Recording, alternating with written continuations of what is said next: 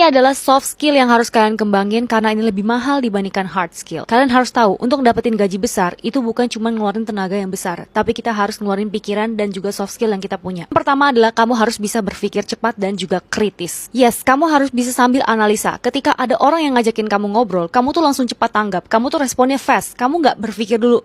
Tunggu ya, bentar gue mikirin dulu 1 menit. Dan itulah yang membuat kerja kita jadinya lama. Kedua, public speaking. Banyak banget yang tanya, gimana caranya supaya ngomongnya itu nggak terbata-bata? Itu berdasarkan jam terbang. Dan itu kamu harus latih terus setiap hari. Kamu harus berinteraksi sama orang-orang banyak. Dan jangan takut untuk memulai percakapan. Jangan mimpi ketinggian kalau kamu aja masih takut untuk ngobrol sama orang asing. Ketiga, inovatif dan juga solutif. Harus berdasarkan pemikiran kamu sendiri. Harus orisinil berdasarkan inovasi kamu sendiri. Gak ikut-ikutan. Dan yang pastinya harus solutif ya. Jangan cuma inovatif, kelihatannya canggih, tapi sebenarnya tidak menyelesaikan masalah itu sendiri. Keempat adalah interpersonal skill. Dan ini juga berkaitan sama teamwork. Kamu harus punya skill ini supaya kamu tuh bisa berhubungan sama banyak orang. Bagaimana cara menempatkan emosi? Bagaimana berhubungan dengan orang A, B, C, D, sampai Z? Bagaimana caranya untuk tidak melibatkan perasaan? Bagaimana caranya untuk tidak melibatkan dendam, emosi, amarah, kesenangan? Kamu harus punya keahlian dalam menanggapi orang yang pemarah, orang yang pemalu, orang yang pendiam, orang yang sombong, orang yang pintar bahkan lebih dari kamu. Itulah yang disebut namanya interpersonal skill. Dan kamu bisa membangun hubungan di antara kalian berdua atau kelompok. Akhir itu adalah negosiasi. Negosiasi itu bukan untuk ngalah, tapi untuk mendapatkan benang merah di antara kedua belah pihak. Kamu harus bisa yang namanya buat kesepakatan. Jangan mau kamu disetir. Kamu juga harus pikirin, ini gimana untungnya ya? Baiknya kayak gimana ya? Supaya mereka setuju, gue harus pakai strategi apa ya? Bukan cuman kamu memasrahkan diri, oh ya udah deh, nggak apa-apa deh, gue ikut-ikut sama lu aja.